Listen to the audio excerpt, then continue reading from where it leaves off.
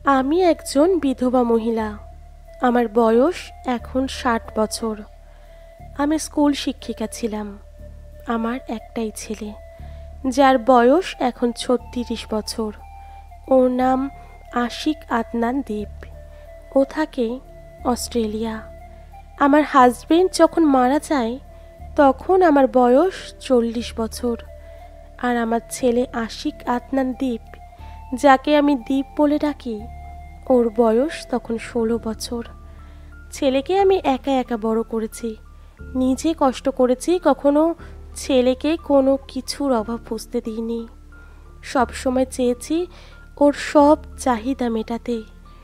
কখনো যেন না ভাবে আমার বাবা থাকলে এই চাহিদাটা পূরণ হতো, বাবা নেই বলে এটা পাচ্ছি না।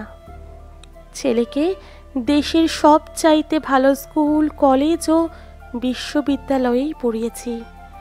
তারপর ছেলে উচ্চশিক্ষার সুযোগ পেয়ে চলে গেল অস্ট্রেলিয়া। সব খরচ একা হাতে সামলেছি, নিজের দিকে একদম খেয়াল করিনি। সবসময় দেখতে চেয়েছি আমার সন্তানের সফলতা, তার ভবিষ্যৎ উজ্জ্বল করাই ছিল আমার জীবনের লক্ষ্য। আমাকে সবাই সফল মা বলেন, এই নিয়ে আমারও এক ধরনের চাপা গর্ব আছে। গত সপ্তাহে আমার এক পুরাতন বান্ধবীর সাথে দেখা হলো। ওর নাম লিপি। ওর ছেলে আমার ছেলের দ্বীপের সাথে একই স্কুলে পড়তো। ওর ছেলের সাথে অবশ্য দ্বীপের খুব ভালো বন্ধুত্ব ছিল না। এর কারণ হয়তো আমি বা আমার ছেলে দ্বীপ। আমি সব সময় চাইতাম দ্বীপ শুধুমাত্র ভালো স্টুডেন্ট যারা আর সব সময় পড়ালেখা নিয়ে কম্পিটিশন করে তাদের সাথে মিশবে। তাতে করে ওর ভেতর পড়ালেখার প্রতি আরও বেশি প্রতিযোগিতার মনোভাব থাকবে। সব সময় লিপি বলতো, দেখ আমরা দুজন কত ভালো বন্ধু, আর আমাদের ছেলেরাও একই স্কুলে পড়ে, তারপরও ওদের মধ্যে বন্ধুত্ব হলো না।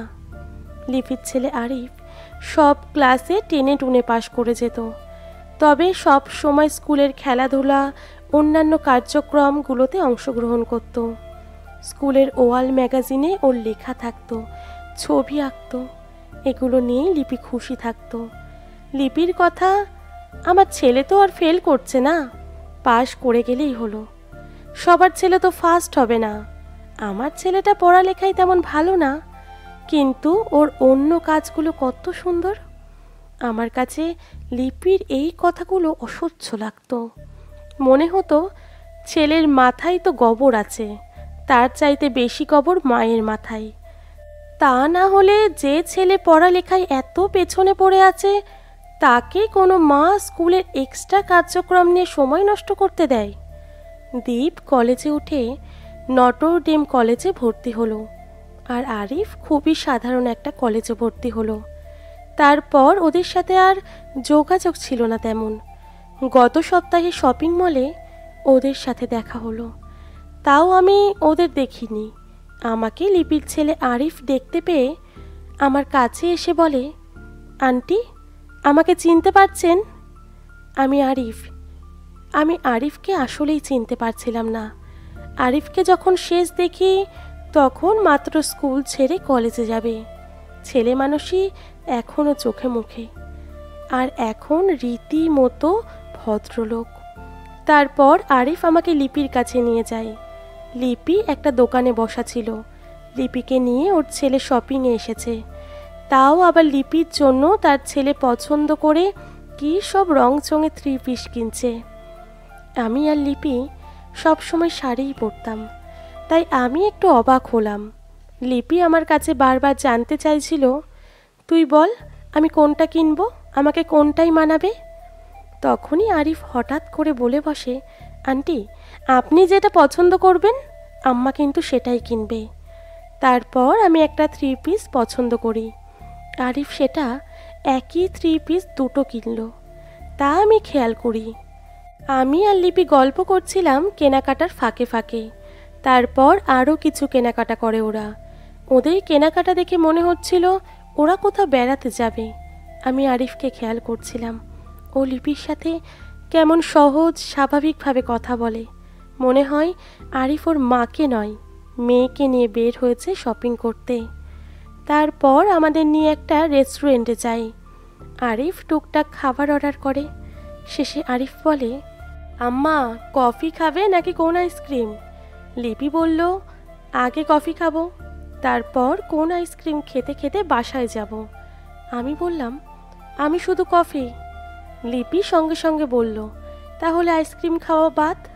খেতে খেতে শুনলাম ওরা বেড়াতে যাচ্ছে কক্সবাজারে, সেখান থেকে সেন্ট মার্টিন, সাথে লিপিকে নিয়ে যাবে। যদিও সেটা আরিফের অফিসিয়াল ট্যুর। আরিফ একটা বাইং হাউসে আছে, বুঝতে পারলাম ভালো দায়িত্বেই আছে। আমাদের সাথে বসা অবস্থায় কতবার যে মেল চেক করলো আর টুকটাক অফিসিয়াল কল রিসিভ করলো। তার মানে শত ব্যস্ততার মধ্যেও মাকে শপিং করাতে নিয়ে এসেছে। ইতিমধ্যে আরও জানা হয়ে গেল আরিফের বউয়ের কথা। আরিফের বউ একটা মাল্টি ন্যাশনাল কোম্পানিতে আছে, তাদের একজন সন্তানও আছে। সে এখন তার নানি বাড়িতে আছে। শপিং শেষ হলে আরিফ তার মেয়েকে তার শ্বশুর বাড়ি থেকে তুলে নেবে। আমি একটা বিছানার চাদর আর আমার জন্য টুকটাক বাজার করতে এসেছিলাম। আমি কিছুই কিনিনি সেদিন। আমার কিছু কিনতে ইচ্ছে হচ্ছে না আর। আমি শুধু আরিফকে দেখছিলাম, আরিফ কিভাবে ওর মাকে এত যত্ন করছে। স্যান্ডেলের দোকানে নিয়ে তার মায়ের পায়ে স্যান্ডেল পরিয়ে দিল। লিপি এত দাম দিয়ে স্যান্ডেল কিনবে না। আরিফ তখন বলল, আম্মা তুমি মূল্য দেখো না, তুমি দেখবে আরাম পাও কিনা। আরিফের কত খেয়াল তার মায়ের জন্য। সব শেষে সানগ্লাস কিনলো মায়ের জন্য। লিপি সানগ্লাস কিনবে না। তখন আরিফ বলল, মা সানগ্লাস কিনতেই হবে, কারণ তুমি যখন সমুদ্রের ধারে হাঁটবে তখন তোমার চোখে রোদ লাগবে। ওদের মা ছেলেকে দেখে আমার এমন কেন লাগছে? আমি আরিফকে দেখছি, লিপিকে দেখছি, আর আমার ভেতরে কেমন হীনমান্যতা ঢুকে যাচ্ছে। বারবার মনে হচ্ছে আমি হেরে গেছি জীবনের কাছে। আমি একজন ব্যর্থ মা, যে তার ছেলেকে সব চাইতে সফল আর বড় বানাতে গিয়ে এত বড় বানিয়ে ফেলেছে যে সেই ছেলের নাগাল আমি আর কখনো পাবো না।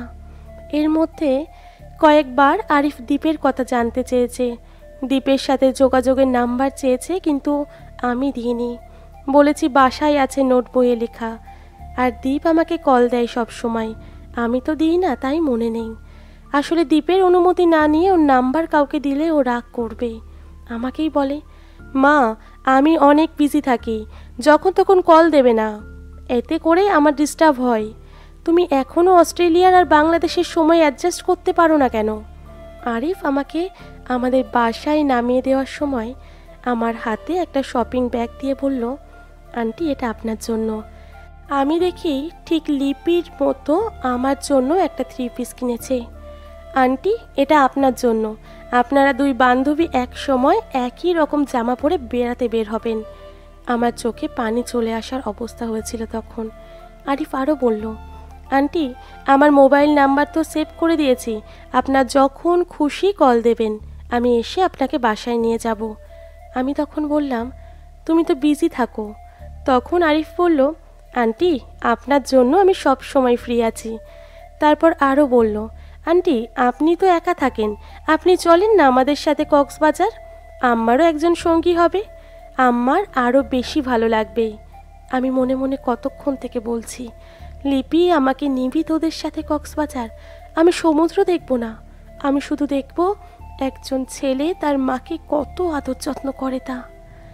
আমি আরিফকে বললাম, আরিফ আসলেই ঠিক বলেছ, লিপির সাথে কতদিন পর দেখা আমারও ভালো লাগবে তোমাদের সাথে বেড়াতে গেলে, কিন্তু দীপকে তো বলতে হবে। আমি আজ দীপের সাথে কথা বলে তোমাকে জানাবো। লিপি মনে হয় আমার কথায় অবাক হলো। আমি এত সহজে ওদের সাথে যেতে রাজি হব এটা লিপি ভাবতেই পারেনি। লিপি আমার হাত জড়িয়ে ধরে বলল, চল না প্লিজ, আমার অনেক ভালো লাগবে। তারপর ওরা চলে গেল। আমি আমার আলোহীন ঘরে ঢুকে আর আরও বেশি অন্ধকার দেখতে পেলাম। গতকাল রাতের বেলা দীপের সাথে হওয়া কথাগুলো ভাবতে লাগলাম।